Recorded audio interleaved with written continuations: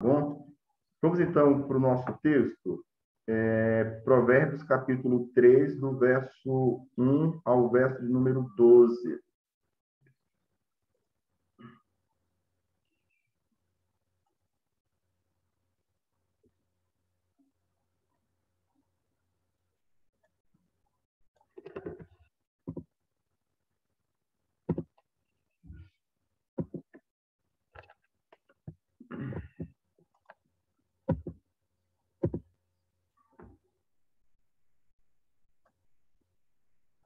Eu não sei quantos de vocês, acho que todo mundo aqui está familiarizado com esse. Deixa eu só tirar aqui essa tela aqui para a gente poder ver.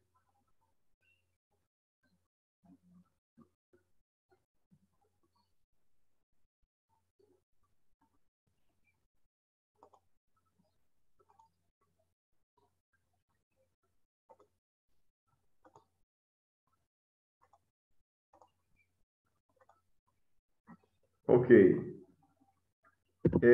Provavelmente vocês estão familiarizados com esse conceito chamado de macho alfa. Não sei quantos de vocês se identificam com essa figura ou com esse conceito. Qual que é a ideia desse conceito, que é um conceito predominante nos nossos dias?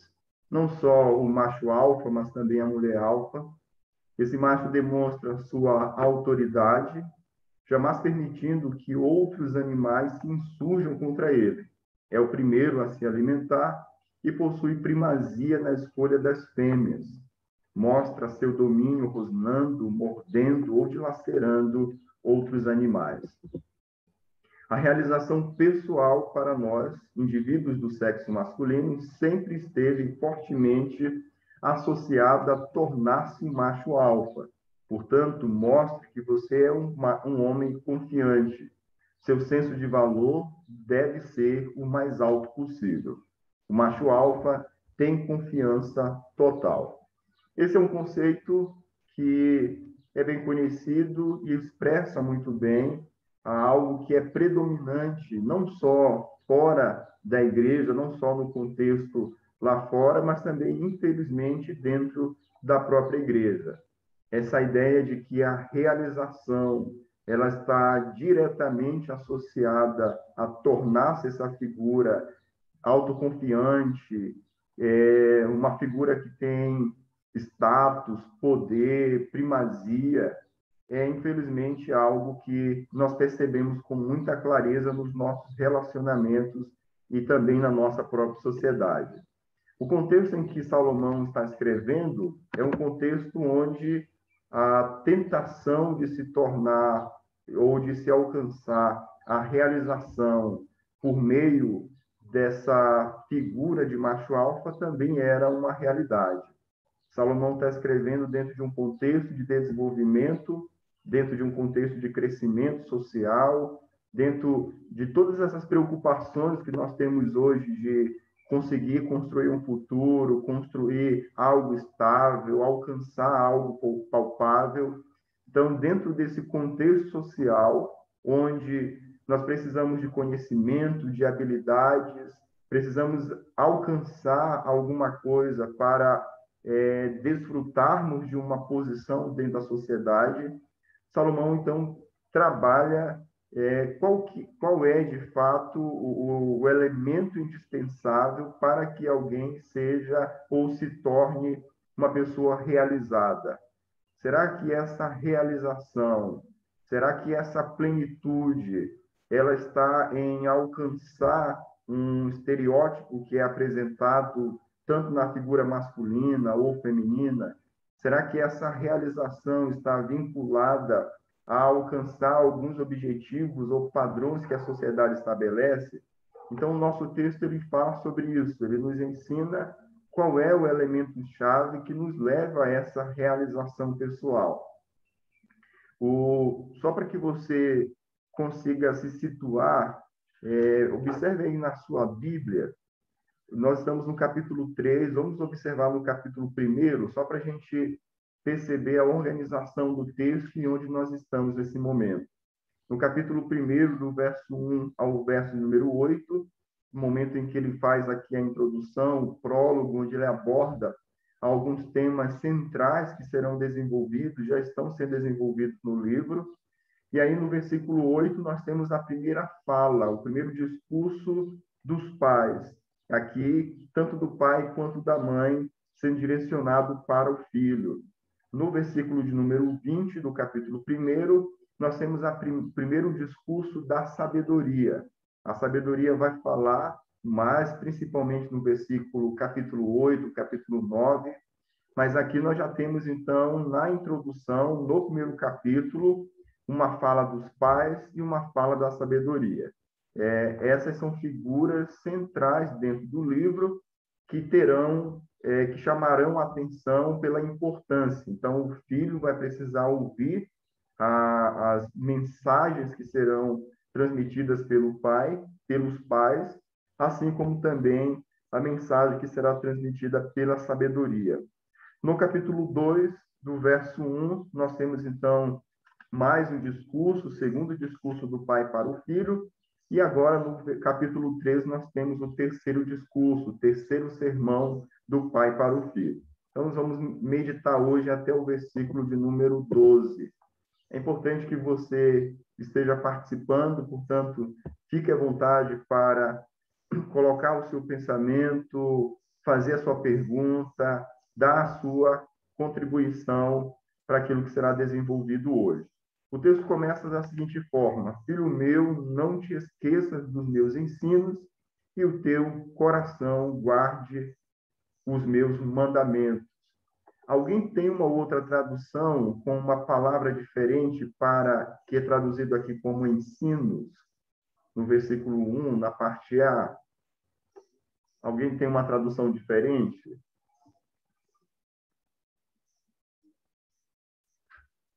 Tenho aqui. Chama de instruções. Instruções. Alguém tem uma outra tradução?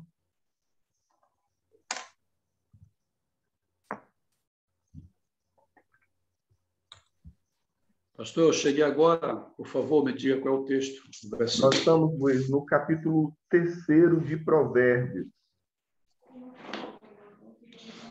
Verso de número 1. Filho meu, não te esqueça da minha lei, mas guarde no coração os meus mandamentos. Obrigado, Luiz. Então, a palavra lei é a palavra que é traduzida aqui por ensinos, que é a palavra Torá. Então, essa palavra já apareceu no capítulo 1, novamente ela aparece agora aqui como uma lei que é do pai: meu filho, não te esqueça dos meus ensinos. Esse é um ponto que nós já falamos e o texto vai ressaltar isso novamente. É o fato de que há uma conexão direta entre a lei do Senhor, entre a Torá e as palavras do Pai. Há uma conexão direta entre os ensinamentos do Senhor e as palavras do Pai. Ou seja, quando o Pai fala, ele fala aplicando, ensinando a lei. E aí, a parte B do versículo mostra algo que tinha acontecido com o pai e, naturalmente, ele recomenda ao filho: e o teu coração guarde os meus mandamentos. Naquela época, é diferente dos nossos dias, os pais não tinham em casa uma cópia da lei. Essa cópia, o acesso a esse material, geralmente eles tinham no templo, onde eles eram ensinados, onde os levitas, os reis, possuíam material ou uma cópia do pergaminho e, a partir disso, eles ensinavam o povo. Mas é importante a gente lembrar disso. Esse pai, ele já guardou a palavra no seu coração. Esse pai, ele já teve uma experiência diante daquilo que ele está ensinando. Aqui não é o ensino ou a orientação de alguém que está dizendo: faça o que eu falo, mas não faça o que eu faço. Não. Ele já guardou a palavra no seu coração e ele entende que o objetivo, o local para onde ele quer conduzir o filho, esse processo de guardar a palavra no coração é um processo indispensável. Um ponto básico que o texto vai nos ensinar é que é por meio da reflexão e da internalização da lei que o jovem será levado a uma vida de dependência de Deus. Esse é um ponto crucial que, infelizmente, nós temos uma tendência de esquecer. Muitos desejam estimular, desejam levar a igreja a um envolvimento e o principal elemento motivador é o ativismo. Programações são tentativas de poder ter uma igreja ativa que também tenha um relacionamento ou uma maturidade cristã, mas o ponto de partida ou o ponto de estímulo muitas vezes são programações, são atividades. E aí pouco a igreja se mobiliza, pouco a igreja investe naquilo que é crucial nesse processo todo, que é contribuir para que a palavra de Deus esteja guardada no coração do servo do Senhor, seja da criança, seja do adolescente, seja do jovem. Se não houver essa internalização, essa reflexão, se a palavra do Senhor ela não alcançar o nosso coração, consequentemente, esse relacionamento com o Senhor, essa dependência com o Senhor, não será também alcançada. Colocando de uma outra forma, não há verdadeira dependência de Deus sem a reflexão e a internalização da palavra. É a partir do momento que essa palavra alcança o nosso coração, e aí nós temos várias formas disso acontecer, por meio da leitura, por meio do estudo, por meio do ouvir a palavra, por meio do memorizar a palavra. São maneiras, são formas como a palavra de Deus vai alcançando o nosso coração e vai sendo guardada no nosso coração. O ponto central desse texto, do verso 1 ao verso 12, é a questão da confiança, é a questão da realização que vem por meio da dependência do Senhor. E já que no início o Pai traz uma orientação importante, que essa dependência, essa autorrealização, que é fruto de uma dependência do Senhor, ela começa pela reflexão e pela internalização da palavra do Senhor. O versículo número 2 nos traz uma consequência. Essa é uma forma como o pai vem apresentando o seu discurso. Isso nos ajuda também a compreender essa dinâmica de como usar recompensas no processo de ensino. Ele sempre apresenta um mandamento e apresenta uma recompensa. Então, o versículo de número 2 traz esse recurso, porque eles aumentarão os teus dias e te acrescentarão anos de vida e paz. Nesse processo de usar recompensas para estimular o filho a obedecer, ele não está aqui necessariamente negociando, ele não quer que o filho seja influenciado por algum tipo de recompensa que saia do padrão daquilo que a própria lei estabeleceu.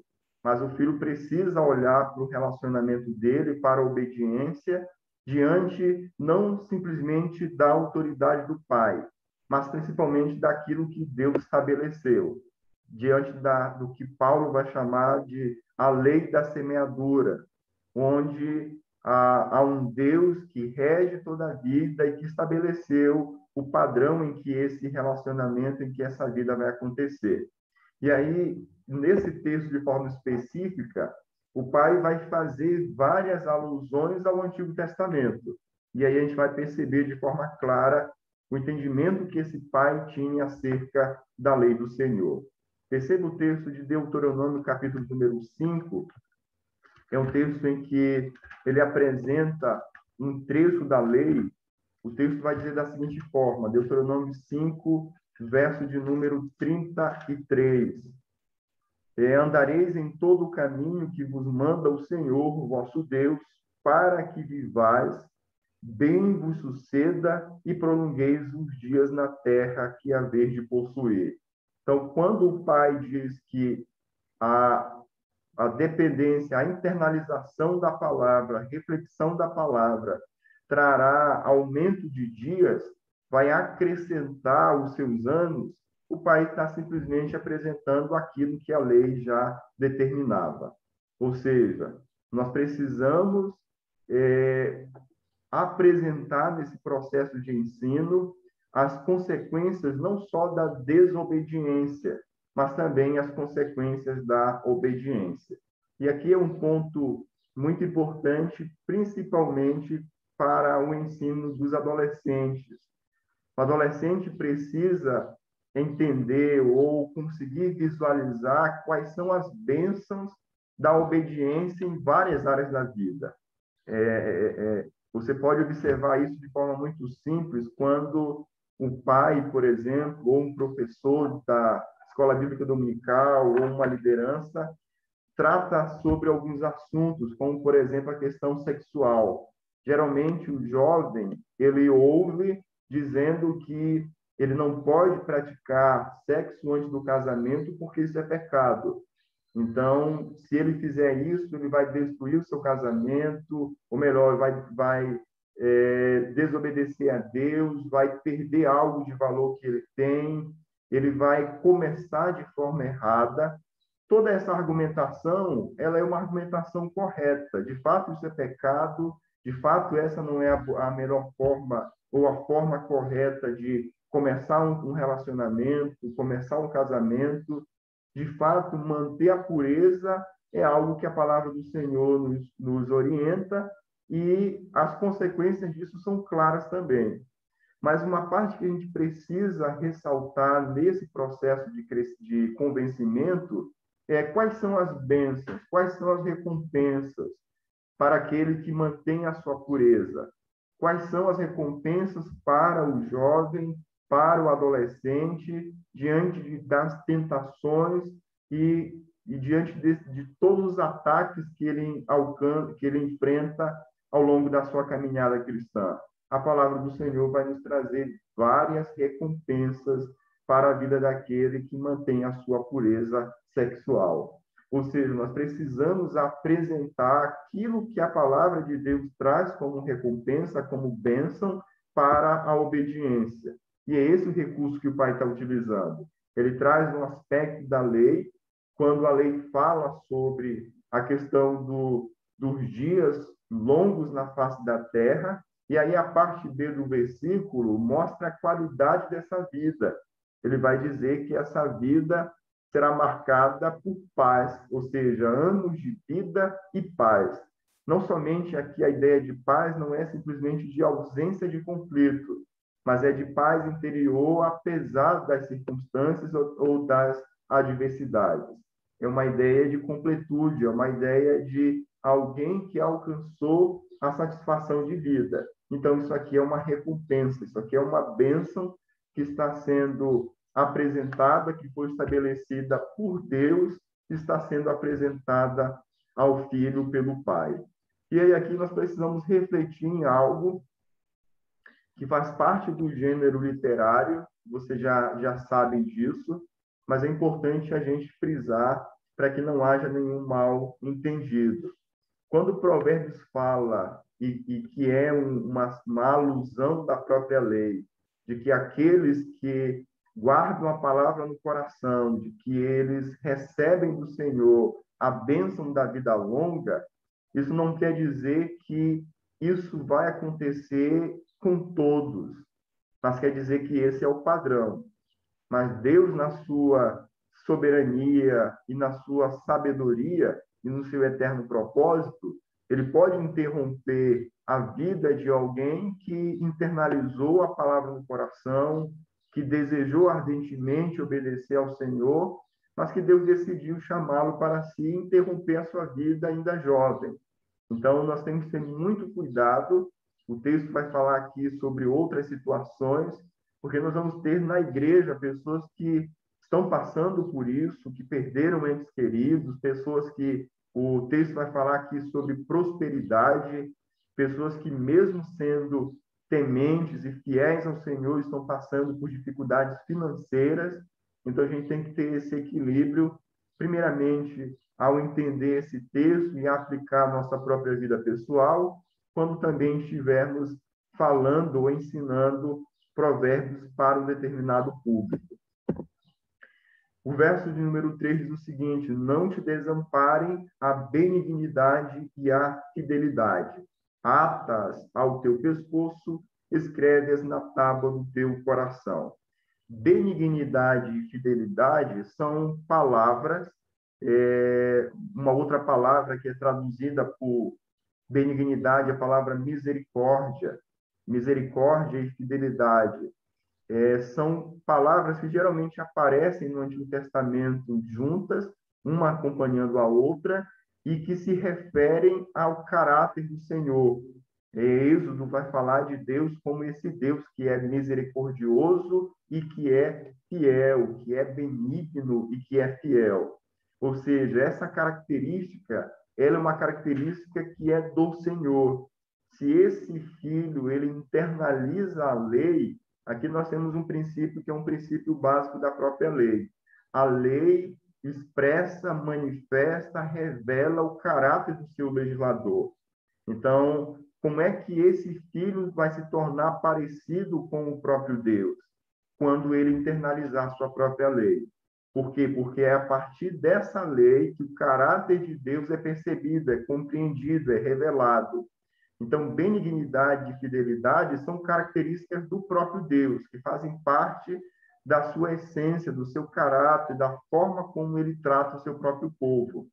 E aí, o pai personifica. A ideia de desamparar é como se a benignidade, a fidelidade fosse um ser com vida e que pudesse acompanhar, não como um objeto que pudesse ser carregado, mas como um ser que pudesse ser levado, acompanhando o jovem ao longo da sua caminhada. E aí esse princípio é reforçado na parte B, quando ele usa as palavras atas ao teu pescoço, escreve-as na tábua do teu coração. Ou seja, a benignidade e a fidelidade deveriam ser colocadas no pescoço do jovem e deveriam ser escritas na tábua do seu coração. Essa palavra atas ao teu pescoço, ela é característica do livro de Provérbios. Nós não vamos encontrar no Antigo Testamento, em outros lugares, essa expressão. Nós já vimos em um outro momento, no capítulo 1, a ideia de que a sabedoria seria uma espécie de um colar, de um diadema, ou seja, símbolos de status, de poder. Nesse caso aqui, a ideia também é simbólica. Nós vamos encontrar algo parecido na lei, por exemplo, em Êxodo, capítulo de número 13, que expressa bem essa ideia que o texto está apresentando. Quem lê para a gente? Êxodo, capítulo 13, do verso 9 ao verso 10.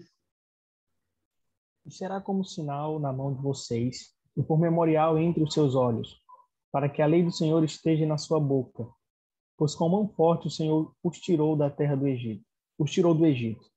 Portanto, guardem esta ordenança no tempo determinado de ano em ano. Ok. A lei do Antigo Testamento, ou o sistema sacrificial do Antigo Testamento, ele foi organizado com o objetivo de ensinar. A própria lei, ela tem esse caráter pedagógico, cujo objetivo é ensinar algo sobre Deus e sobre o seu caráter. Então, uma forma equivocada como nós entendemos a lei do Antigo Testamento é como um código que simplesmente tem como objetivo dizer o que pode ser feito e o que não pode. Na verdade, a lei vai muito mais além do que algumas ordenanças ou do que estabelecer um determinado limite. A lei tinha como objetivo revelar o próprio Deus, ensinar acerca do próprio Deus. E aí o ponto que o autor coloca aqui é que essa ideia que é apresentada na parte B é uma ideia figurada onde essa benignidade e essa fidelidade serviriam como um sinal, serviriam como algo visível para que, então, esse jovem alcançasse o que o texto vai apresentar daqui a pouquinho.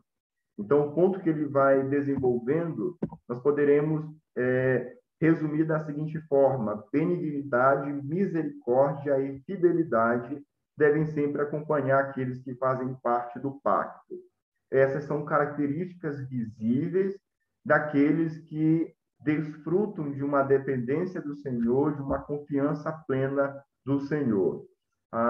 Novamente, o texto vai falar aqui no versículo 3 sobre a questão do coração. Então, esse é um aspecto que o pai entendeu, e ele vai reforçar isso ao longo de todo o livro, de que a palavra do Senhor ela precisa estar evidente não só de forma externa, não só na questão do pescoço, algo visível, mas também deve estar também na questão interna, ou seja, deve também alcançar o coração do jovem para que ela venha produzir o fruto desejado pelo Senhor. Qual é a consequência disso? Acharás graça e bom entendimento aos olhos de Deus e do homem. Essa ideia aqui de achar graça já é um conceito bem conhecido nosso no Antigo Testamento. A gente percebe na narrativa, na história de José, de Daniel, como que esse termo, como que essa ação graciosa, a ideia de graça aqui denota a positiva disposição dos céus e da terra em direção ao Filho, por causa da sua beleza moral, ou seja, o fato dele alcançar e dele ter como companhia a benignidade, a misericórdia, a fidelidade, isso traz uma ação favorável de Deus para com o Filho. E aí a gente percebe isso na narrativa de Daniel, quando diante do seu desejo de não se contaminar, diz o texto bíblico que que ele achou graça diante lá do chefe dos eunucos. Depois o texto vai dizer que Deus concedeu graça a Daniel ao ponto dele ter sabedoria e se destacar diante de todos os magos, os adivinhos e todos os outros caldeus que viviam naquela época e que eram reconhecidos por sua inteligência, por sua sabedoria, mas o sucesso de Daniel, diante daquilo que ele havia colocado no seu coração, que o texto vai chamar de graça, era uma ação graciosa, uma ação da parte do próprio Deus para com ele. E aí o texto vai dizer que é isso que o filho vai encontrar. Ele vai achar graça e bom entendimento. A ideia aqui de bom entendimento é boa reputação. E essa boa reputação que o texto está colocando é aos olhos do próprio Deus e do homem.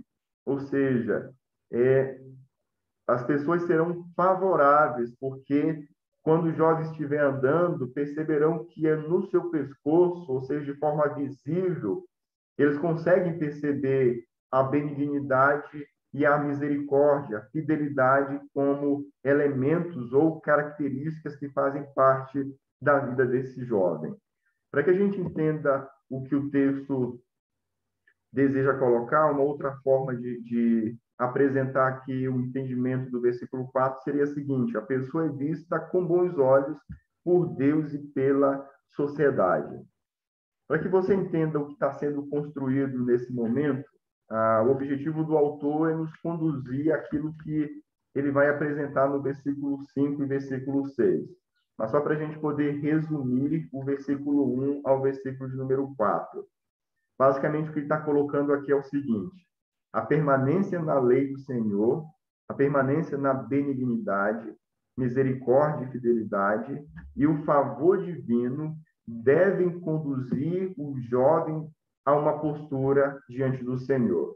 Ou seja, o que vai ser apresentado no versículo de número 5, principalmente, versículo 6, deve ser entendido como uma consequência daquilo que já foi desenvolvido no versículo 1 até o versículo de número 4. Essa confiança, essa dependência que o versículo 5 vai introduzir, ela é fruto também de uma ação do jovem de obediência na lei do Senhor, onde ele busca alcançar e manter algumas características que o texto já apresentou nesse momento. Então, observe como é que ele apresenta isso no versículo número 5. Confia no Senhor de todo o teu coração, não te estribes no teu próprio entendimento. essa confiança, ela é fruto de quê? De tudo aquilo que foi apresentado no versículo 1 até o versículo de número 4.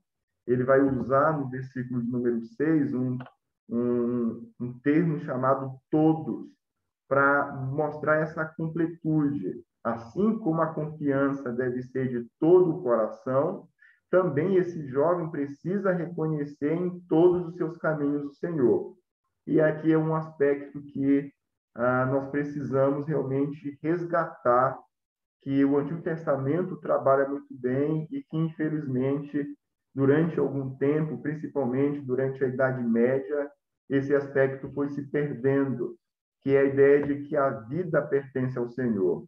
Ou seja, não há uma parte da vida que não seja santa, não há uma parte da vida que não deva ser dedicada ao Senhor.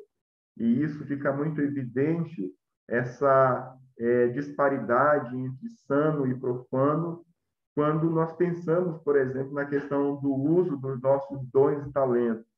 É bem comum nós associarmos os nossos dons, os nossos talentos, aquilo que nós realizamos dentro do ambiente religioso, é bem comum a gente atribuir isso à pessoa de Deus. Mas quando o profissional ele se qualifica, ele trabalha e depois de alguns anos de experiência, ele perde esse senso, essa noção de que as suas habilidades, que a forma bem-sucedida como ele administra um determinado trabalho, de que isso é fruto da ação de Deus na sua vida, ou seja, isso é uma manifestação da graça de Deus na sua própria vida.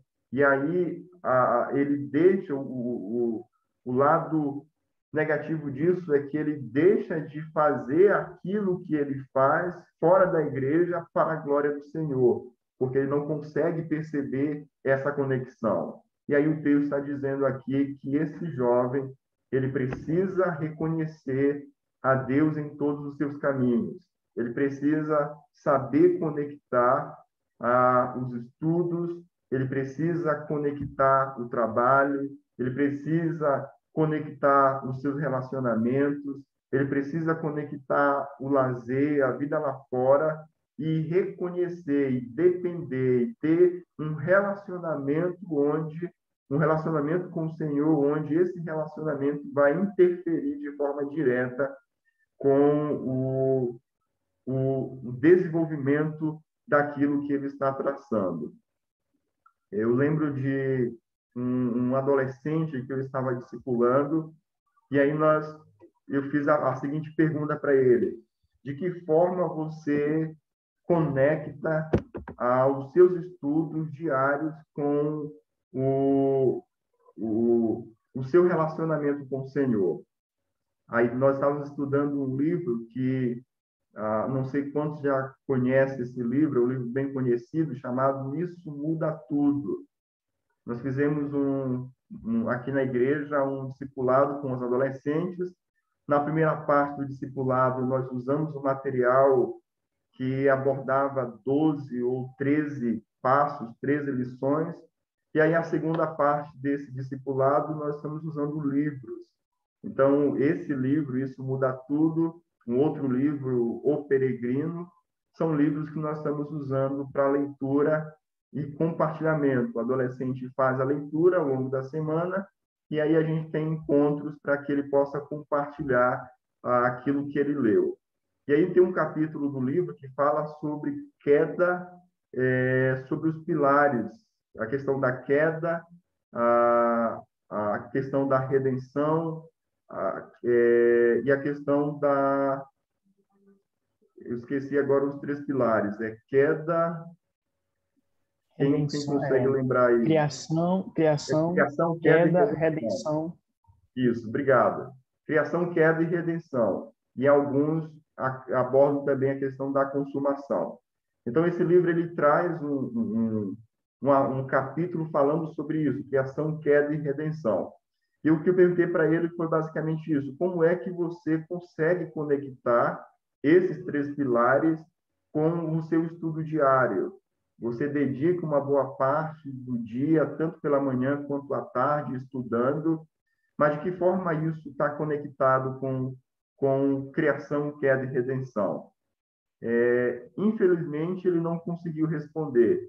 E essa é uma boa pergunta para você fazer para você mesmo e para você também tentar despertar isso em aconselhamentos ou discipulado, para que a pessoa consiga perceber como que aquilo que ela faz, no caso, como que esse adolescente, como que os seus estudos se conectam com criação, queda e redenção. Ou seja, isso nos ajuda a entender, a visualizar a atividade, aquilo que nós exercitamos ao longo do nosso dia, como algo que está diretamente conectado com o Senhor. É esse o ponto que Provérbios, que o pai está orientando o filho. O filho precisa confiar no Senhor de todo o seu coração, e o contrário a isso é não confiar no seu próprio entendimento, e ele precisa também reconhecer a Deus em todos os seus caminhos. Eu queria que vocês participassem e tentassem responder a seguinte pergunta. O endireitar as veredas. Endireitar a vereda aqui é o sentido de se afastar do mal, de ser conduzido ao caminho correto. Seria aqui sentido de uma vida que agrada ao Senhor. Essa vida que agrada ao Senhor, ela é consequência do jovem ter alcançado ou buscado aquilo que é apresentado no versículo 1 até o versículo de número 4, ou até o versículo de número 5, ou seja, essa vida justa, essa vida correta, essa vida que agrada ao Senhor, ela é consequência de quê, segundo o texto? Ela é consequência da disposição e da atitude do jovem em obedecer essas orientações que são apresentadas do versículo 1 ao versículo de número 5, ou essa vida bem-sucedida ela é fruto do agir de Deus na vida do jovem? Pode repetir a pergunta, por gentileza, Aldo? A pergunta é o seguinte: essa vida íntegra ou direita que o versículo 6 apresenta, ela é uma consequência do jovem ter alcançado os objetivos, ou seja, dele ter se comprometido com a benignidade, com a fidelidade, dele ter guardado a palavra no coração, dele ter memorizado, dele ter colocado tudo isso como evidência e como objetivo na sua vida, ou esse endireitar das veredas é uma ação de Deus na vida do jovem? Qual é o elemento causador disso, que é apresentado na parte B do versículo 6? Seria a própria ação do Senhor. Se olhando até para o versículo 5, ele aponta a confiança para o Senhor. E quando nós olhamos essa questão da confiança, vai abarcar tudo que foi dito anteriormente também. E ele, no verso 6, ele diz: reconhece-o, ou seja, reconhece o Senhor em todos os seus caminhos, e o Senhor endireitará as suas veredas. Então, é uma ação do Senhor. Okay. Alguém concorda? Deixa eu ver aqui quem está participando para a gente. Luísa. Sim, professor. Diante do reconhecer o Senhor, que Ele está em todos os caminhos, reconhecer o Senhor como único Salvador, como protetor, aquele que está em obediência, Ele endireitará as tuas veredas diante da obediência, diante de Deus, o Senhor, Ele endireitará as veredas do homem. Ok. Qual é o ponto que eu quero refletir com vocês sobre essa declaração? É que hoje, provavelmente na sua família, na própria igreja, diante onde você convive, muito provavelmente você tem essa situação. Você tem pessoas que foram ensinadas, que memorizaram a palavra, pessoas que internalizaram a palavra, mas que hoje a vida ética, moral, a vida dessa pessoa é marcada pelo pecado. E aí, qual é o raciocínio que nós utilizamos? É de que se o jovem obedecer, de que se o jovem conhecer a palavra, de que se o jovem memorizar a palavra, de que se o jovem participar das programações da igreja, naturalmente ele vai ter uma vida que glorifique ao Senhor. Mas aí o ponto que a gente esquece é o ponto que o texto está colocando. Alguém pode ter as suas veredas, usando o termo que ele coloca aqui. Deus pode endireitar as veredas de alguém sem que ele se comprometa com tudo isso? Não. Ou seja, esse é o caminho pelo qual Deus faz isso. Mas aí o lado de equilíbrio, o ponto de equilíbrio é o simples fato de alguém se comprometer com a benignidade, com a misericórdia, de internalizar a palavra, de memorizar, de conhecer a lei. Isso não é uma garantia de que o Senhor vai endireitar os seus caminhos. Então, o ponto central aqui está na ação de Deus endireitando os caminhos desse jovem. E quais são os meios que Deus faz isso? Por meio da sua própria palavra. Então, esse equilíbrio nós precisamos ter, tanto na nossa própria vida, naqueles que estão vivendo essa realidade, quando estivermos ministrando isso para a igreja. Por quê? Porque nós vamos encontrar dentro da própria igreja pessoas que fizeram isso, que se dedicaram, que ensinaram, que contribuíram, que fizeram a sua parte, igual como o pai está fazendo aqui, orientando, ensinando, mostrando o caminho, que o filho fez tudo isso, ele participou na igreja, ele memorizou, ele foi ensinado, mas aí a realidade hoje desse filho pode ser uma realidade onde ele esteja completamente afastado do Senhor. E um outro ponto de equilíbrio é o inverso de tudo isso, é o contrário de tudo isso. É o pai que está diante agora de um filho que já está formado, encaminhado na vida, e esse pai olha para o passado, para a sua trajetória, e ele se sente orgulhoso. E ele atribui esse sucesso à sua própria vida, ou melhor, ao seu próprio ensinamento, à sua metodologia, à forma de criação. Ou seja, ele olha para o filho e, pelo fato do filho ter alcançado um relacionamento com o Senhor, uma vida cristã madura, ele se sente, então, como aquele que é o causador de tudo isso. Então, nós temos aqui esse ponto de equilíbrio. Nem na situação A, quando o filho está afastado do Senhor, nem na situação B, quando o filho realmente alcançou a maturidade cristã, o pai não pode se colocar como elemento transformador do coração. Ele precisa reconhecer que se deu certo, se está dando certo, se o filho alcançou maturidade, é porque o Senhor endireitou as suas veredas. É porque aquele conhecimento, aquele ensinamento, o investimento do pai e toda a sua vida de dedicação ao filho, o Senhor usou aquilo para alcançar o seu propósito. Então, esse é um ponto de equilíbrio que a gente precisa ter, e todas as vezes que estivermos trabalhando provérbios, a gente precisa ter muito cuidado para não trazer uma máxima que não é o objetivo de provérbios, ou seja, tendo essa compreensão que nós vamos ter na igreja sempre um público diferente, misto, e a gente vai precisar, no mesmo momento, trazer uma palavra de consolo para alguns e trazer uma palavra de encorajamento para outros. Mas esse é o ponto de equilíbrio que o texto nos apresenta.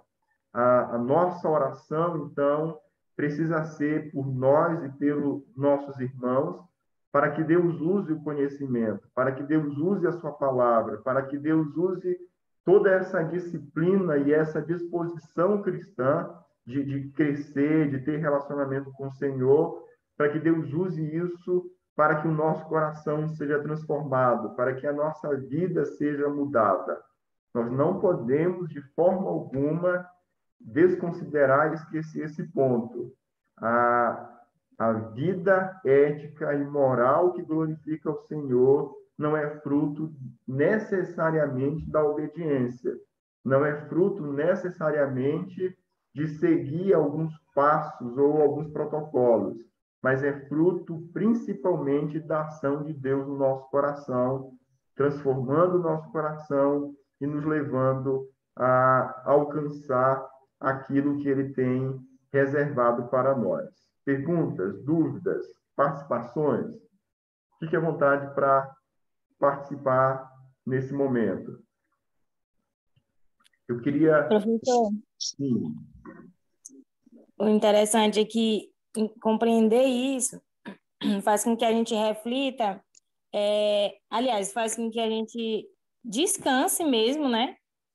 Descanse no Senhor e tira qualquer orgulho que possa haver em nosso coração a respeito dessas práticas, né? Dessas condutas. E traz a Deus, somente a Deus, a responsabilidade e a graça dele mesmo sobre a nossa vida. Tira o orgulho e, ao mesmo tempo, traz refrigério para a nossa alma. Isso. E, por outro lado, tira o fardo, né, da culpa. Isso. E, infelizmente, o que acontece, principalmente quando os pais têm essa compreensão de que fizeram tudo aquilo que de fato ensinaram, que educaram, que tiveram todo um esforço para ensinar o filho no caminho do Senhor, quando eles percebem que o resultado não foi esperado, isso tira também um fardo, aquele sentimento de culpa também. Carlene, você gostaria de falar? Por favor. Bom dia. Pastor, eu fiquei com uma dúvida referente ao texto, ao versículo 4. Certo. Eu fiquei pensando aqui.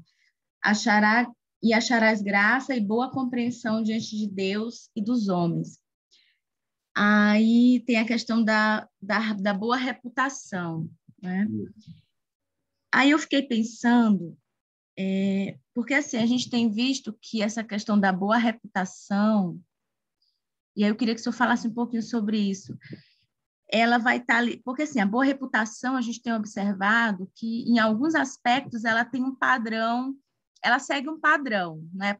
Como, por exemplo, o bom cidadão é o cidadão que honra com seus compromissos, com seus impostos, que respeita, por exemplo, as leis de trânsito, enfim, tem essa questão, né? Mas aí eu fiquei me perguntando assim, em relação, por exemplo, ao surgimento de tantas ideologias que a gente tem observado e de tantos relativismos, né? E aí eu fiquei me perguntando como seria achar essa graça, né? Em que aspecto seria achar essa graça, né? Porque eu vejo assim que os jovens, na verdade todos nós, né? Em algumas circunstâncias, nós não vamos achar essa graça. E aí eu queria entender um pouquinho essa questão, porque talvez eu não tenha entendido qual o sentido mesmo de boa reputação. Ok. Então, aí é uma perspectiva tanto divina quanto humana. Você dividiu bem a coisa. Isso aqui é dentro de um padrão moral, ético aceitável. Então, realmente, se nós temos um cenário onde esse padrão ético ele é completamente fora daquilo que é apresentado, essa virtude ela não vai ser reconhecida, não vai ser valorizada. Você está correta nesse sentido. Então, de forma abrangente, isso significa alcançar um padrão, uma expectativa que é saudável de um determinado ambiente. E aí nós usamos como exemplo a questão de Daniel e de José. Então, havia uma expectativa por parte dos líderes diante de pessoas que eram levadas cativas e de que recebiam algumas responsabilidades da forma como deveria se comportar, características necessárias para alcançar ou para realizar uma determinada atividade, para assumir uma determinada posição.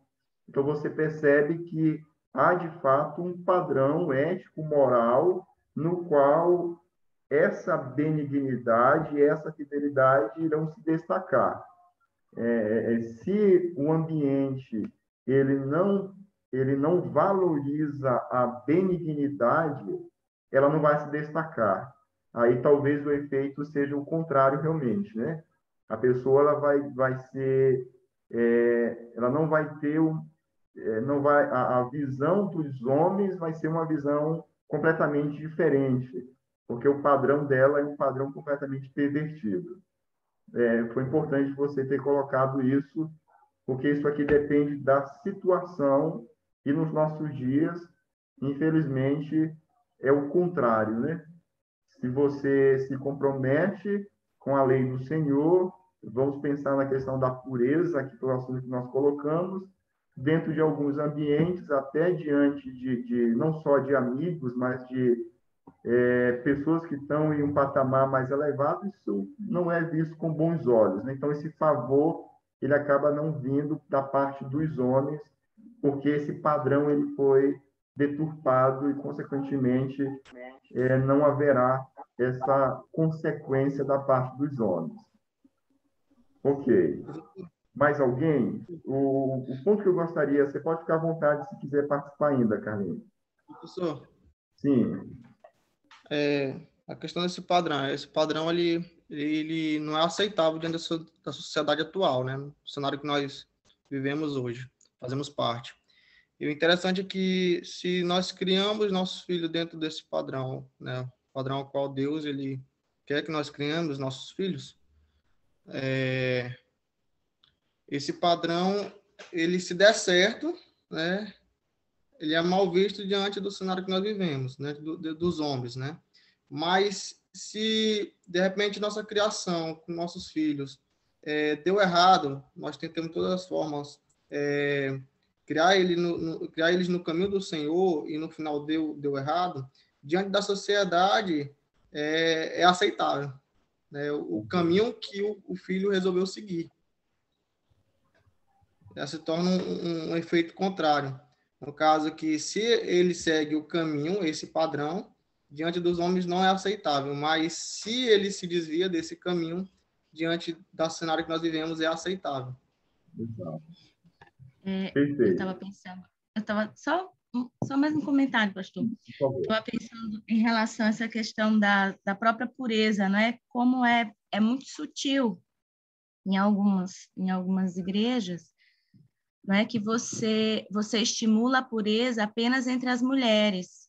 E aí você já vê um aspecto cultural extremamente corrompido entrando dentro das igrejas. Né? Você estimula a pureza entre as mulheres e você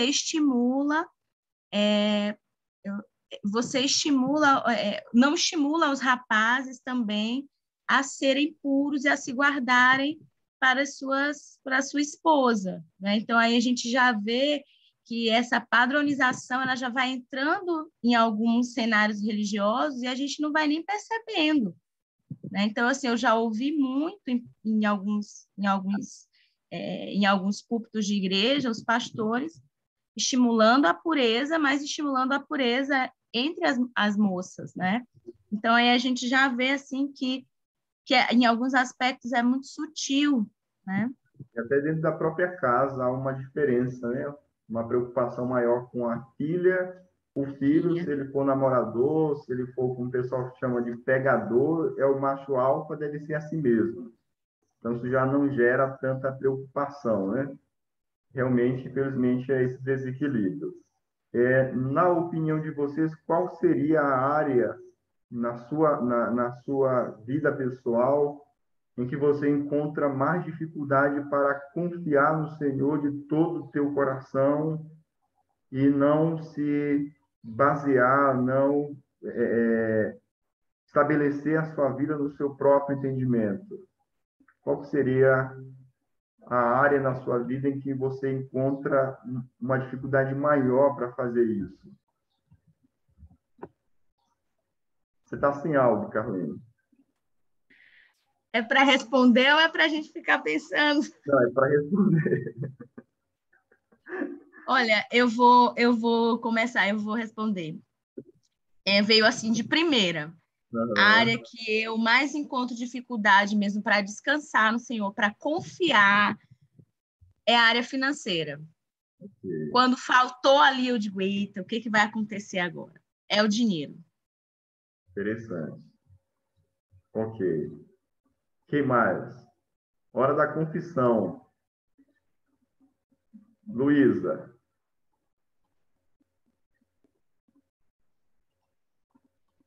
Professor, você pode só repetir um pouco a pergunta? A pergunta é o seguinte, para você compartilhar uma área em que você tem mais dificuldade para confiar plenamente no Senhor e não depender do seu próprio entendimento.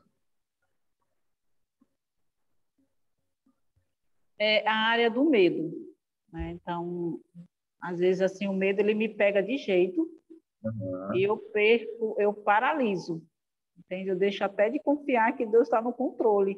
Então, ele me domina. É o medo em uma área específica, uma situação específica ou não? É em alguma coisa que eu vou fazer. É alguma coisa que eu vou apresentar, alguma coisa que eu vou... Às vezes é prova, às vezes é uma apresentação, é alguma coisa que eu vou fazer. Aí eu deixo, assim, completamente o medo me dominar e esqueço que Deus, ele está ali me ajudando, está me dando forças, e eu perco o controle. Qual é a sua maior preocupação quando você fica com medo? Vamos pensar que você vai apresentar um trabalho. Qual é a sua maior preocupação naquele momento que te dá medo? É o medo de não apresentar direito, de errar, né? E ser reprovada. Né? Eu já passei por muito processo, assim, por muitas situações assim, né? Então, eu já fico com medo, eu vou errar e eu vou ser reprovada. Entendi. Eu estava conversando com a minha esposa sobre isso recentemente, e aí estava falando para ela como é que eu tenho que trabalhar na minha mente em algumas situações. Quando a gente ensina, quando a gente faz alguma coisa na igreja, a gente percebe depois algum erro, alguma coisa que não deveria ter falado, não deveria ter agido, a gente tem essa percepção, né? Poxa, eu falei, não deveria ter feito aquilo. Mas aí o que eu coloquei para ela foi o seguinte: todas as vezes que isso acontece, eu tento trazer a seguinte verdade à minha mente, de que isso não é sobre a minha pessoa, mas é sobre Cristo. Então vamos pensar que eu estou ministrando, estou pregando. E aí, na hora da pregação, me preparei tudo, mas na hora da pregação falei algo errado. Me vem esse sentimento de que a pessoa A, a pessoa B, de que o público está percebendo, de que foi algo, um equívoco, foi um erro, mas aí eu sempre trago isso à memória. O que eu estou fazendo não é sobre a minha pessoa. Esse momento que eu estou vivendo não é sobre a minha pessoa, é sobre Cristo. De que forma isso me ajuda? A tirar o foco da minha própria pessoa. E isso tanto quando eu acerto, quanto diante do erro. Ou seja, eu sempre trago ao meu coração de que aquela apresentação, aquele trabalho, aquela aula não é sobre a minha pessoa, mas sobre Cristo. Então, isso nos ajuda a nos colocar no lugar correto. Às vezes, esse medo ele pode ser fruto de um sentimento ou um valor errado que nós atribuímos ao público ou àquilo que nós realizamos. E aí, você colocou muito bem, isso pode nos atrapalhar o nosso próprio desempenho, né? A preocupação, e aí, de que forma a igreja vai reagir? Será que eu vou ser aprovado, reprovado? Como é que qual será a percepção daquele que está me ouvindo, que está me vendo? Então, a gente acaba trazendo esse foco para a nossa própria pessoa e, às vezes, o outro lado é verdade também. Às vezes, o elogio, às vezes, uma palavra de louvor acaba enaltecendo o nosso ego, enquanto que deveria ser direcionado ao próprio Senhor. Então, é importante que você consiga sempre trazer ao seu coração isso. Você está diante de um convite, você vai falar, isso não é sobre a sua pessoa, isso é sobre Cristo, é sobre o reino. Então, se o resultado vai ser positivo ou negativo, você nem precisa estar preocupada com isso, porque, de fato, o principal em relação a tudo isso é aquele a quem você está se dispondo a servir. É um desafio diário, mas trazer essa verdade ao coração nos ajuda a cada dia a vencer um pouco esse desafio. Luiz, você falou alguma coisa? Foi eu, Mayuki. Sim, por favor. É interessante que o senhor perguntou isso daí, eu fiquei aqui pensando um pouco e eu tenho uma filha de 3 anos de idade. Uhum. E eu acho que a parte, assim, a área em que eu não confio no Senhor é acerca do futuro dela. Então, quando eu olho para a sociedade, o quanto a sociedade ela é perversa, o quanto o homem ele é depravado, o quanto o homem ele é mau, o quanto o homem ele é capaz de fazer aquilo que a gente imagina e até mesmo daquilo que a gente não imagina, eu temo pelo futuro dela e eu não confio assim plenamente no Senhor de que Ele vai cuidar, sabe? E é interessante porque eu confio no meu futuro. Eu não temo pelo meu futuro, mas pelo futuro dela, sim. Entendi. Mas você consegue perceber por que você teme pelo dela e não pelo seu? Eu não sei, pastor, se é por causa da idade dela e ter aquela coisa de ser uma criança ainda, ou se porque ela provavelmente seja um ídolo no meu coração, eu não sei. Entendi. Quando você colocou, esse foi um pensamento, e é uma possibilidade. É aquilo que a palavra diz, a gente percebe isso nos pais. Os pais valorizam mais a vida dos filhos do que as suas próprias vidas, né? A gente percebe isso com muita naturalidade. O pai deixa de comprar, deixa de obter algo para ele mesmo, para poder suprir uma necessidade do filho. Então, talvez esse seja, de fato, uma questão, né? Você tem uma preocupação maior com a sua própria filha, talvez, do que com você mesma. E aí isso acaba trazendo, quando você pensa no seu futuro, que pode ser um futuro incerto, isso pode trazer, já não traz tanta perturbação, mas quando se pensa no futuro da filha, pelo fato, talvez, de você ter um amor até maior pela própria filha do que pela sua própria condição, talvez isso acabe gerando esse sentimento, né? Mas eu entendo perfeitamente, isso é algo tão grave, tão sério, tão real, que muitos pais deixam de ter filhos, às vezes tem um só, e outros nem sequer pensam em ter por causa dessa preocupação, né? Porque realmente o Inclusive, cenário mundial, o cenário atual é um cenário que não traz nenhuma segurança ou nenhum conforto diante da criação de filhos, diante do futuro dessas crianças. Legal, obrigado pela participação. Sim. Antes mesmo de engravidar, eu recebi um conselho como esse de uma pessoa bem próxima da gente, de mim e do meu esposo, que disse que eu era muito corajosa em querer engravidar, que se fosse eu não engravidaria, visto de como as coisas estão e que as coisas só iriam piorar. E aí eu recebi um conselho assim. Infelizmente é a realidade, né? Vamos seguir aqui então. Quem quiser participar, por favor, fique à vontade para participar. A vida justa e o caminhar honesto são consequências da ação de Deus na vida daqueles que se aproximam dele com confiança. Isso acontece, a ação de Deus acontece através de tudo aquilo que ele mencionou do versículo 1 até o versículo de número 5.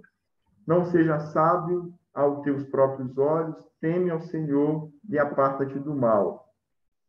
A ideia aqui é que o temor do Senhor coloca as habilidades e recursos de uma pessoa na perspectiva adequada.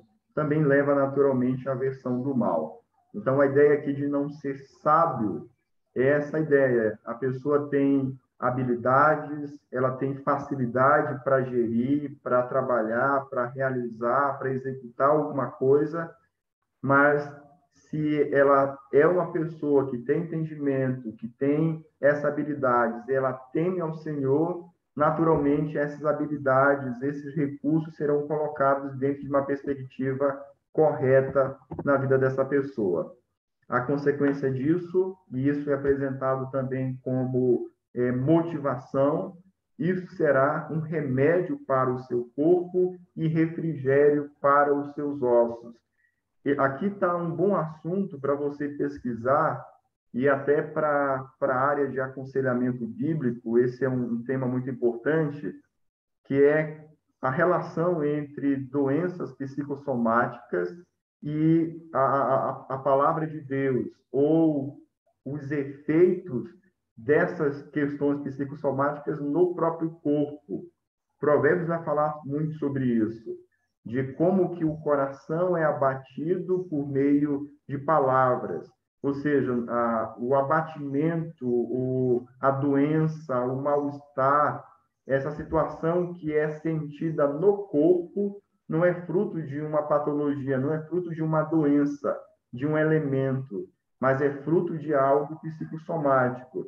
E aí Provérbios vai falar muito sobre esse tema, tratando a questão da depressão, questão da ansiedade.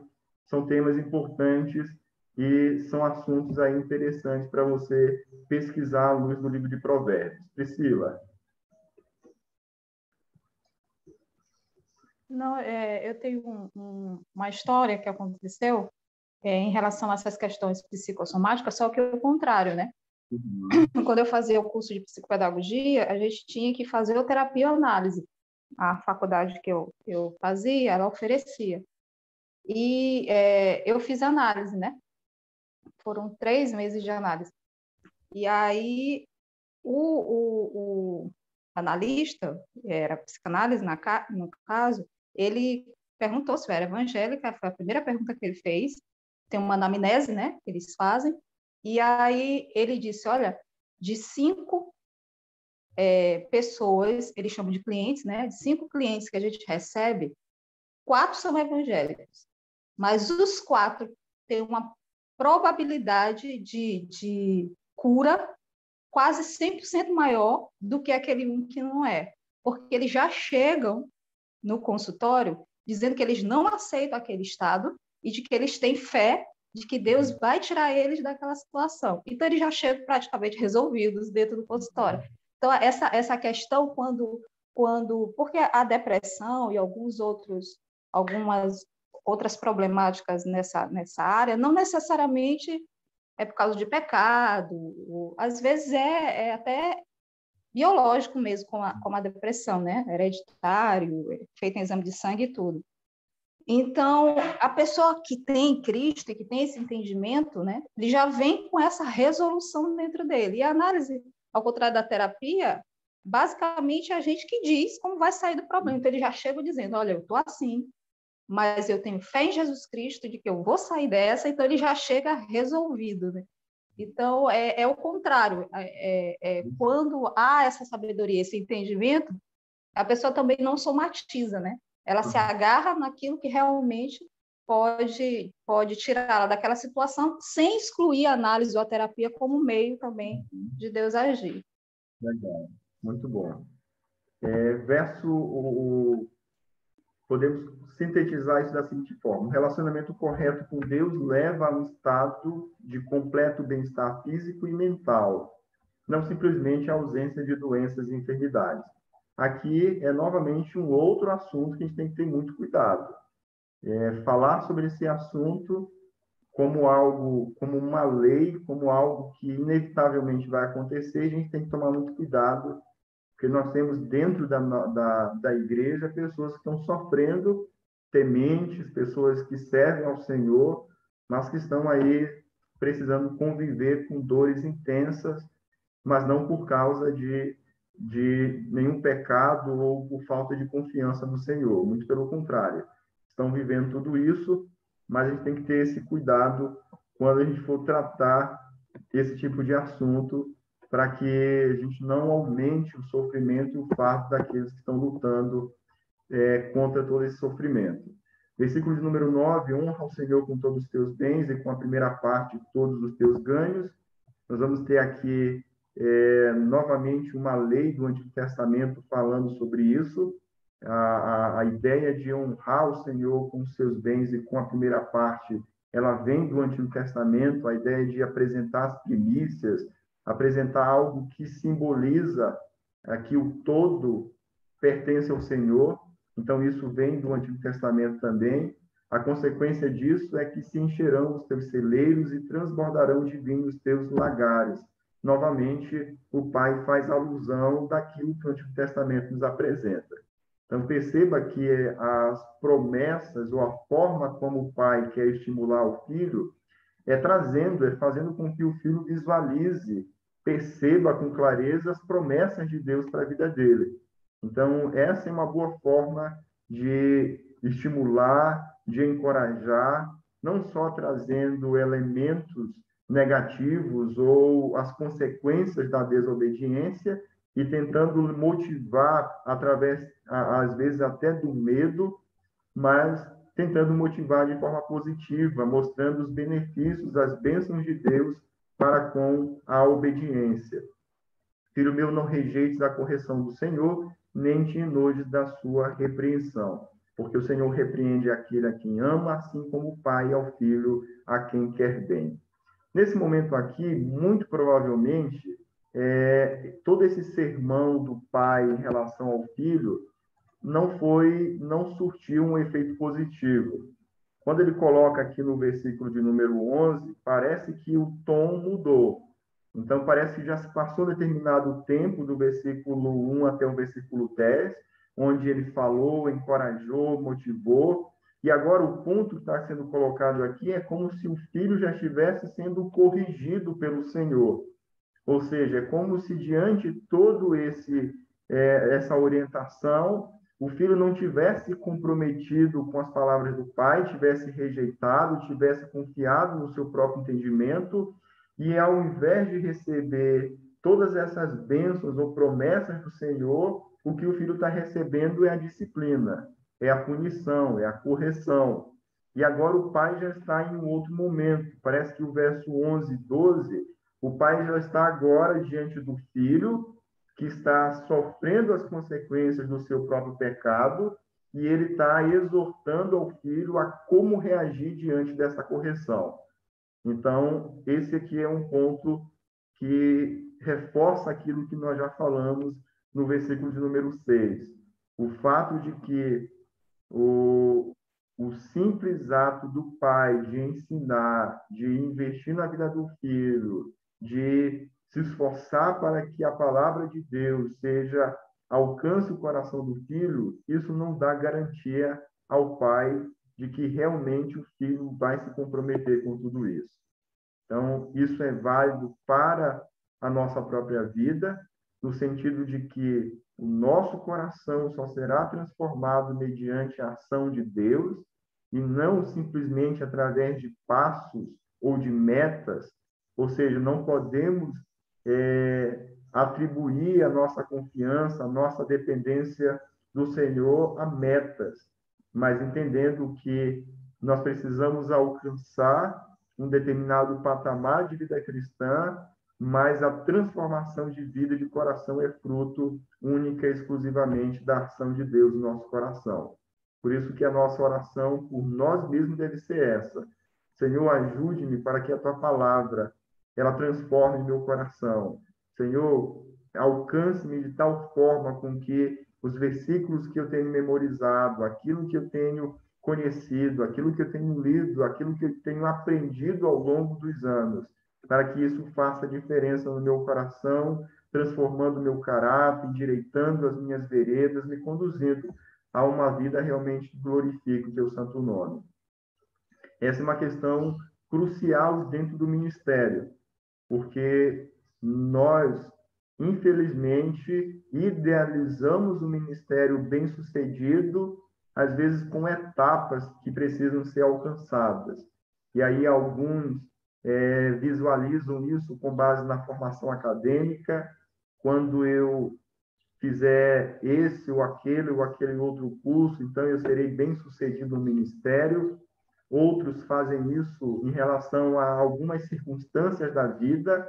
Quando eu alcançar isso, quando eu alcançar aquilo outro, quando eu alcançar um determinado trabalho, um determinado status, então eu terei uma vida tranquila. Ou seja, cada um na área em que está tem uma situação específica onde nós somos tentados a confiar mais em nós e a estabelecer metas e elementos que, alcançando essas metas, então nosso coração vai se sentir tranquilo, realizado, como alguém que encontrou a realização, a paz no seu coração. Nós devemos lembrar sempre disso.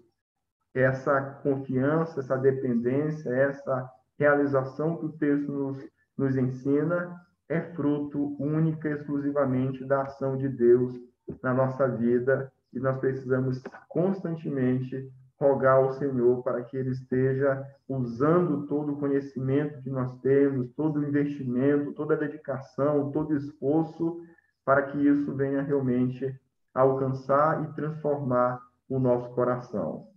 Alguém gostaria de participar para a gente poder concluir o nosso encontro? Sim. Perguntas, dúvidas, participações? Sim. Quem está falando? É a Adna. Por favor.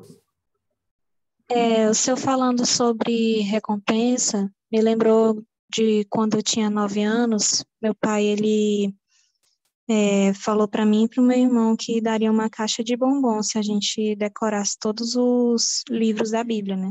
Uhum. Aí eu lembro que nós fizemos e uma semana depois nós estávamos com a caixa de bombom. Aí, a partir disso, graças a Deus, a gente foi lendo a Bíblia, eu fui conhecendo o Pentateuco, depois passei para os Salmos, Provérbios, aí fui para o Novo Testamento. Então, algum tempo depois, eu já tinha lido a Bíblia toda, graças a Deus. Então, assim, começou com uma coisinha pequena, uma caixinha de bombom, mas aí nós fomos memorizando versículos da Bíblia, logo entramos para os cadetes, e hoje estou aqui, para a glória de Deus. Legal. Que bom. Só uma palavra só para refletir, não estou colocando em xeque a metodologia, mas é só para a gente poder refletir. Essa é uma forma de incentivar e nós isso está presente dentro da própria igreja também. Então, a grande questão que a gente precisa sempre avaliar é de que forma eu posso estimular, de que forma eu posso motivar, sem criar um padrão que depois esse padrão venha a ser, eu vou chamar aqui esse nome, mas não me entendam mal, sem que esse padrão venha a ser pecaminoso. O que seria um padrão pecaminoso? Seria estabelecer um padrão de estímulo e de recompensa, onde a motivação seja a recompensa em si, sem entender a recompensa como uma consequência. É algo muito sutil, mas é só para a gente não me entenda mal, Adna. Eu não estou dizendo que isso aconteceu com você ou que deveria ter acontecido de forma diferente, tá bom? Mas é só para a gente poder pensar. É uma preocupação nossa aqui na igreja, nós trabalhamos com adolescentes e crianças também. O departamento de criança tem algumas atividades com metas, em que os professores tentam estimular os alunos apresentando algumas metas que eles precisam alcançar ao longo da semana. E isso acontece aqui dessa mesma forma também, mas é só algo para a gente poder refletir. Não é tão simples assim a gente conseguir perceber essa diferença, perceber como isso está, de que forma isso está impactando o coração da criança, o coração do filho. Mas é importante que a gente esteja atento a essa reflexão. Mais alguém? Sim, pastor. É questão de ter cuidado mesmo, né? Isso. Orar ao Senhor e pedir o direcionamento dele. Exato. Perfeito. Mais alguém gostaria de participar? Pastor Aldo, a Natânia aqui. Eu ainda não havia participado dessas aulas. Assim, de falar, né? Mas essa questão, assim, de recompensa é como o senhor falou mesmo, assim. E às vezes a gente é muito tentado a buscar as coisas de Deus, buscar as coisas do alto, focando na recompensa, no que iremos ganhar. Isso se reflete nas nossas orações, isso se reflete também na forma que a gente cria os nossos filhos. Por muitas vezes a gente pensa, faz isso porque eu vou te dar isso, faz isso porque amanhã a gente vai fazer isso, ou eu só vou te dar isso se tu fizer isso, né? Então as recompensas se tornam um fim em si mesmo, né? E não o ato de obedecer, o ato de confiar no Senhor. Então nós devemos confiar no Senhor, porque isso é o certo, porque é a forma que a gente tem de obedecer ao Senhor.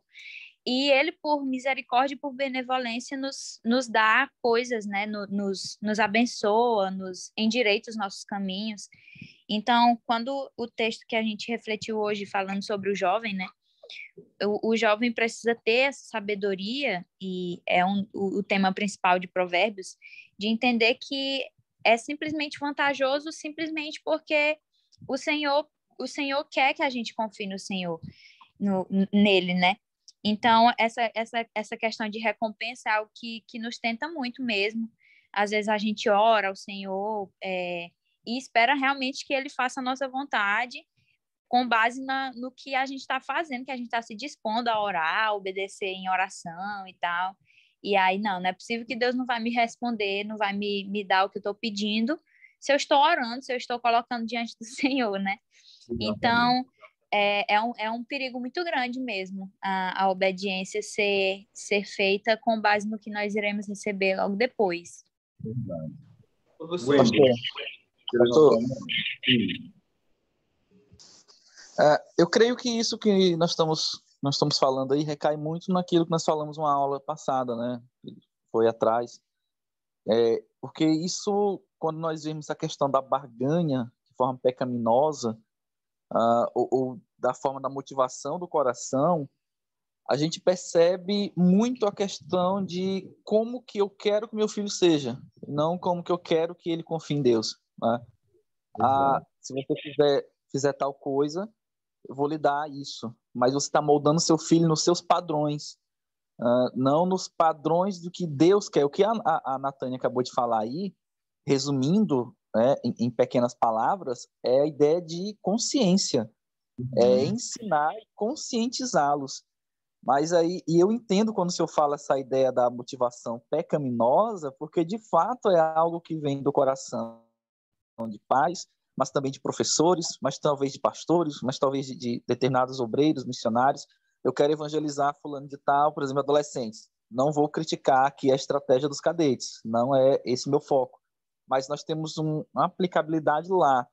O adolescente ele ganha tal coisa se ele decorar tantos versículos e assim por diante. Então, quando nós usamos uma forma, não é errado um método ser usado, né?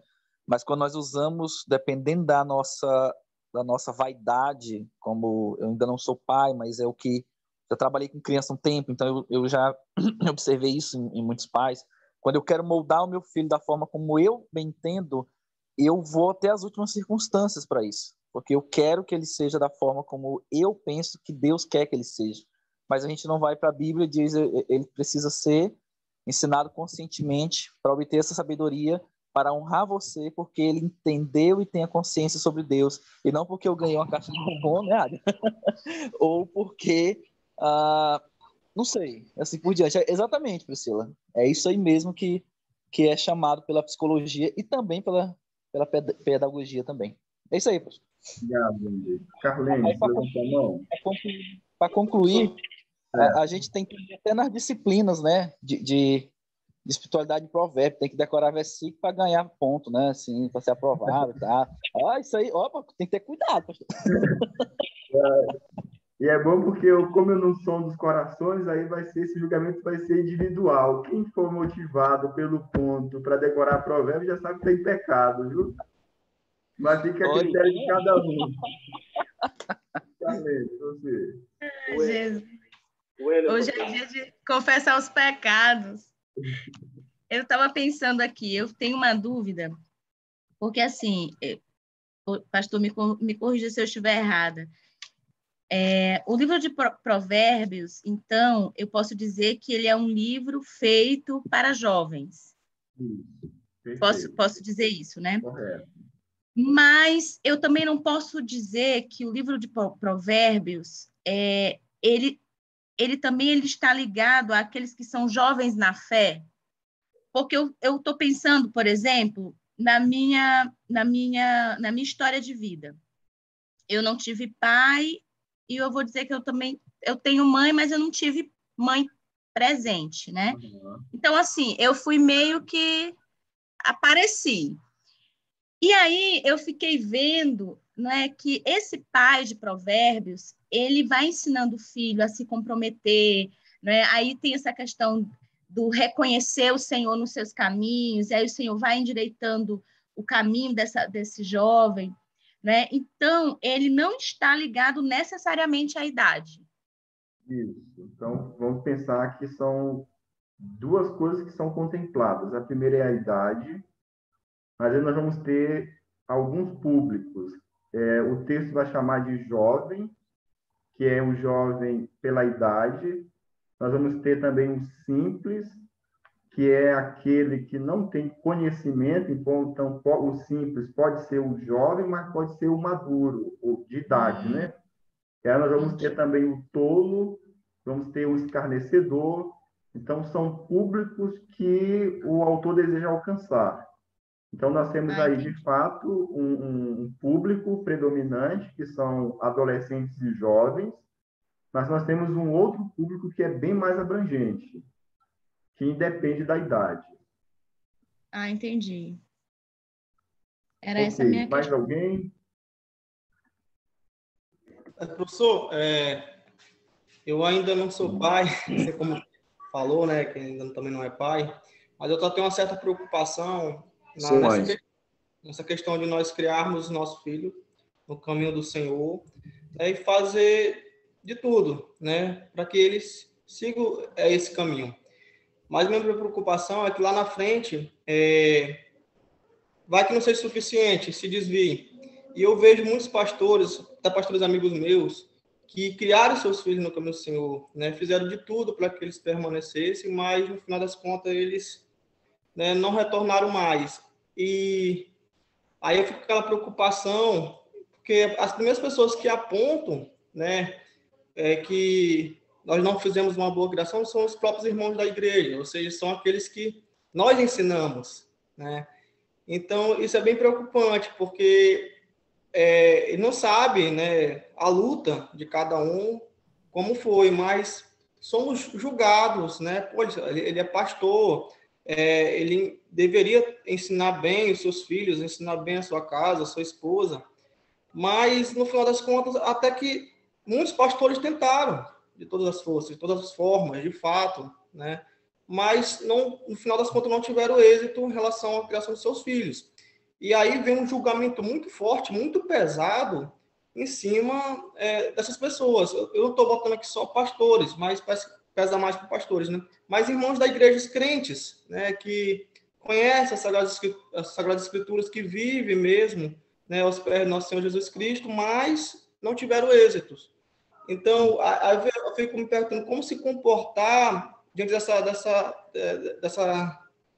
disso que acontece, porque já foi falado lá também que esse jugo já não está mais sobre nossos ombros, né? Nós temos que olhar para Cristo, mesmo fazendo, mesmo não tendo êxito, né? A saber que esse jugo e nós possamos descansar no Senhor, que não vai ser assim posto em nossa conta, né? Essa é a minha preocupação. Eu acho que aí é uma questão de ensino, de ensinar a igreja e saber lidar com a situação. Só para a gente poder concluir, eu participei de uma viagem missionária e aí a gente foi de ônibus para um local que fica em Goiânia, e nessa viagem foi também um casal de amigos nossos. Ele é pastor e ele tinha na época só um filho, e o garoto era um bebê ainda, de colo. E aí esse bebê começou a chorar e a incomodar, e teve uma irmã que, brincando, disse para a mãe, esse menino aí é filho de pastor, tem que fazer silêncio. Era uma brincadeira? Era, mas já expressa todo esse preconceito? Sim. Aí a mãe, naturalmente, na final de todo mundo, disse, é verdade, mãe, eu peço que você ore, porque esse filho de pastor aqui ainda não se converteu, tem um coração incrédulo. Ore por ele, porque é esperado que ele tenha um coração pecaminoso, incrédulo, não transformado. Então, eu peço que você ore por ele. Foi a forma como a mãe, de maneira direta, ensinou e redirecionou toda aquela situação, né? Então, eu acho que é isso. A gente precisa ensinar, mas sabe também ter sabedoria para lidar com essas acusações ou com todo esse preconceito que já existe no nosso meio. É um grande desafio, com certeza. Alguém levantou a mão para participar? Eu, pastor Wendel. Sou eu, rapaz. Deixa eu só fazer uma colocação. A Bíblia, ela nos promete algo grandioso nos céus, né? Eu sei que a presença do Cristo a gente já vai estar em plena satisfação. Mas lá fala de galardão, né? Fala de uma herança guardada que não pode ser consumida pela traça e pela ferrugem, né? E a gente, assim, sabe que lá o céu é uma coisa grandiosa.